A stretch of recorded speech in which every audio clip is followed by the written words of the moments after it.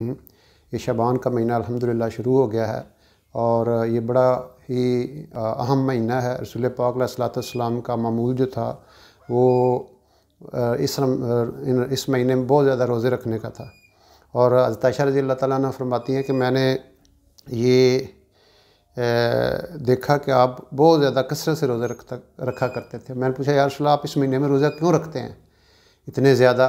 तो आपने इरशाद फरमाया कि आयशा, इस महीने में मलकुल मौत को जो मरने वाले होते हैं इस साल में, उनके नाम दे दिए जाते हैं। तो मैं चाहता हूँ कि जब मैं इस हालत में हूँ, मेरा रोज़ा हो, जब मेरा नाम दिया जाए, तो ये बहुत ज़्यादा इम्पॉर्टेंट महीना है।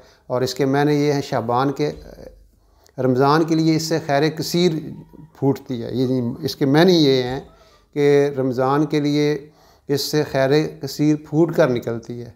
यानी जैसे हम छत पे चढ़ते हैं, सीढ़ी इस्तेमाल करते हैं, तो ये गोया रमज़ान से पहले शाबान का महीना एक तैयारी का महीना है, रिहर्सल का महीना है। और आप सल्लल्लाहु अलैहि वसल्लम का ये महबूब तरीन महीना है। आपने फरमाया शाबान मेरा महीना है, रमज़ान अल्लाह का महीना है।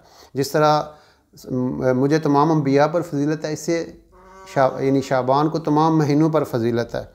और फिर सहाबा का अमल ये था कि जब रमज़ान आता था आप यानी बहुत ज़्यादा रोज़े रखना शुरू कर देते थे।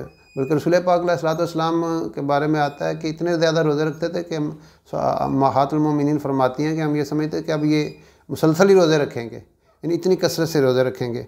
और फिर इस महीने की फजीलत एक ये भी है कि जो इस महीने की आखिरी सोमवार को रोज़ा रखेगा तो अल्लाह ताला उसकी मग़फ़िरत फरमा देंगे।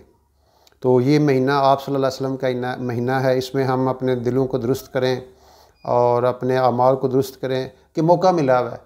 यानी एक मिसाल है, जैसे हमारी ज़िंदगी एक ही दिन, वैसे तो ज़िंदगी की मिसाल दी गई है कि 3 दिन की है। एक दिन जो गुज़र गया वो गुज़र गया, वो तो आ नहीं सकता। कल जो आने वाला कल है उसका पता को नहीं कल आएगा कि नहीं। और आज ही दिन है अमल का, इसमें ज़्यादा से ज़्यादा अमल किया जाए। इसीलिए रजब गुज़र चुका, रमज़ान का पता नहीं आएगा कि नहीं आएगा।